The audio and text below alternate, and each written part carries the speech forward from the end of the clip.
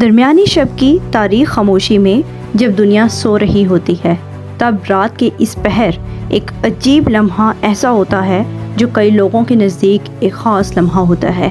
رات کے اس پوری اسٹار حصے میں کہا جاتا ہے اس وقت آسمانی اور زمینی دنیا کے درمیان جو پردہ ہوتا ہے وہ ہٹنا شروع ہو جاتا ہے اور آخر کار غائب ہو جاتا ہے۔ یہ وہ جادوئی اور پوری اسٹار لمحہ ہوتا ہے جس کے بارے میں نیکولا ٹیسلا نے کہا تھا، اس وقت خدا کائناتی رازوں کو سرگوشیوں میں ظاہر کرتا ہے۔ اس لمحے کا کائنات کے ساتھ کیا کنیکشن ہے اور نیکولا ٹیسلا نے اسی خاص لمحے کو سب سے اہم لمحہ کیوں کہا جس لمحے ایک انسان اپنی زندگی بدل کر رکھ سکتا ہے؟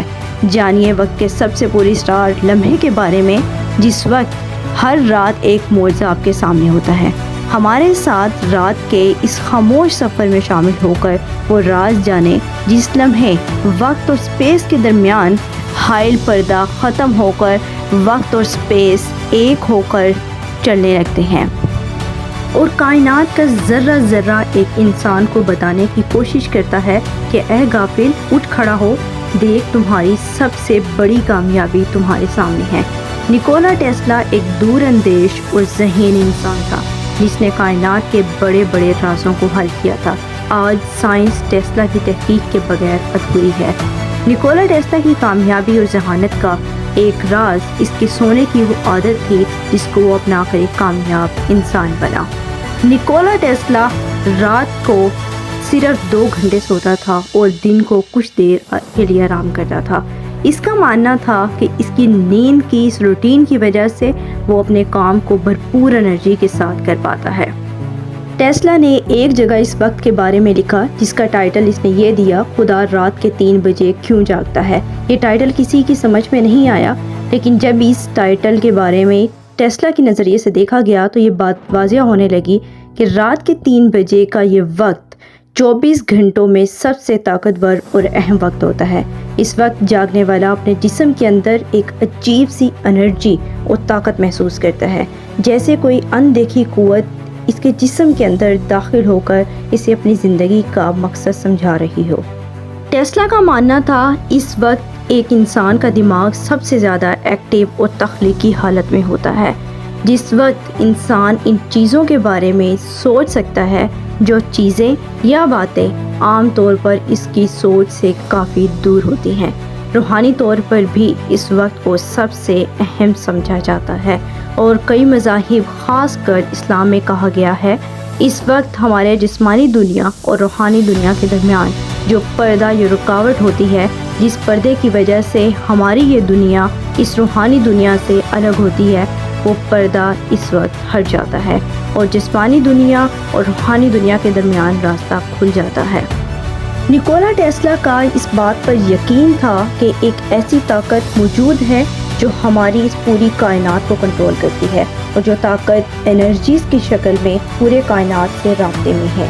اس لیے نیکولا ٹیسلا نے کئی مذاہب کو اسٹڈی کیا، لیکن اس کے مطابق جس مذہب میں اس اندیکھی طاقت یعنی خدا کا تصور سب سے زیادہ مضبوط اور حقیقی پایا گیا وہ اسلام ہے۔ حدیث میں کئی جگہ اس حوالے سے اشارے موجود ہیں کہ صبح کے 3 بجے کا یہ وقت انتہائی اہم ہوتا ہے۔ یہی بات نیکولا ٹیسلا سمجھ چکا تھا اور وہ ان انرجیز کی تلاش میں تھا جو انرجیز ایک انسان کو اس اندیکھی طاقت کے قریب تر لاتی ہیں۔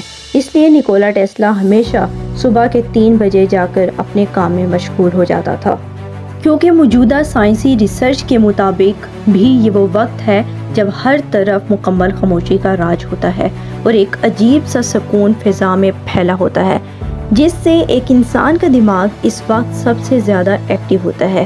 اس کے سوچنے سمجھنے کی صلاحیت کئی گنا بڑھ جاتی ہے۔ اسلام میں صبح کے 3 بجے کے اس وقت کو تہجد کا وقت کہا جاتا ہے اور دین اسلام میں اس کی انتہائی فضیلت بیان ہوئی ہے۔ تہجد کے معنی ہے نیند توڑ کر اٹھنا۔ رات کے وقت تہجد کرنے کا مطلب ہے کہ رات کا ایک حصہ سونے کے بعد پھر اٹھ کر نماز پڑھی جائے اور نفل نمازوں میں سب سے زیادہ اس کا ثواب ہے۔ 1990 کی دہائی میں امریکہ کے سائنسی میگزین سائنٹیفک امریکن میں ایک ریسرچ چھپی تھی جو امریکہ کی یونیورسٹی آف پینسلوانیا میں کی گئی، جس میں انسانوں اور جانوروں کے دماغوں پر کئی الیکٹروڈز لگا کر ان کی نیند کے دوران تجزیہ کیا گیا۔ اس تحقیق کا نتیجہ یہ نکلا کہ نیند کے بعد انسان کی یادداشت میں اضافہ ہوتا ہے۔ میڈیکل سائنس کی روح سے دیکھا جائے تو میڈیکل سائنس کہتی ہے کہ صبح 3 بجے یعنی تہجد کے وقت اٹھنا جسم میں بیماریوں کو دور کرتا ہے۔ صبح جلدی بیدار ہونے سے جسم میں جمع شدہ فضلات کو جسم سے جلدی نکلنے کا موقع مل جاتا ہے، جو کہ لیٹ اٹھنے کی صورت میں جسم میں رہ کر جسم کو نقصان پہنچا سکتے ہیں اور گردوں پر زائد بوجھ پڑتا ہے۔ اس کے علاوہ آکسیجن سے بھرپور صبح کے تازہ ہوا میں سانس لینے سے پھیپھڑوں اور دماغ کو تقویت ملتی ہے۔ ایک حدیث میں ذکر آیا ہے کہ ہر رات کے پچھلے پہر اللہ ہمارے اس دنیا کے آسمان پر نزول فرماتا ہے اور اعلان کرتا ہے کہ کوئی ہے مجھ سے دعا کرنے والا، میں اس کی دعا قبول کروں۔ اب غور کریں کہ وہی اندیکھی قوت ہے جس کا ذکر نیکولا ٹیسلا نے اپنی ریسرچ میں کیا اور کہا کہ یہ وقت انسان کی زندگی کا انتہائی اہم وقت ہوتا ہے۔ اللہ کے آخری رسول صلی اللہ علیہ وسلم جب تہجد کے لیے بیدار ہوتے تو کمرے سے باہر صحن میں تشریف لاتے، آسمان کی جانب نگاہ اٹھاتے اور سورہ آل عمران کی آخری آیات تلاوت فرماتے۔ اس کے بعد وضو کرتے اور تہجد کی نماز ادا کرتے۔ نیکولا ٹیسلا کی یہ پوری ریسرچ اللہ نے 2 آیات میں بیان فرمائی، جہاں سورہ آل عمران کی آیت نمبر 190 اور 191 میں ارشاد فرمایا، بلا شبہ آسمانوں اور زمین کی پیدائش میں اور رات دن کے عدل بدل میں اہل علم کے لیے نشانی۔ نگاہ اٹھاتے اور سورہ آل عمران کی آخری آیات تلاوت فرماتے، اس کے بعد وضو کرتے اور تہجد کی نماز ادا کرتے۔ نیکولا ٹیسلا کی یہ پوری ریسرچ اللہ نے 2 آیات میں بیان فرمائی، جہاں سورہ آل عمران کی آیت نمبر 190 اور 191 میں ارشاد فرمایا، بلا شبہ آسمانوں اور زمین کی پیدائش میں اور رات دن کے عدل بدل میں اہل علم کے لیے نشانیاں ہیں۔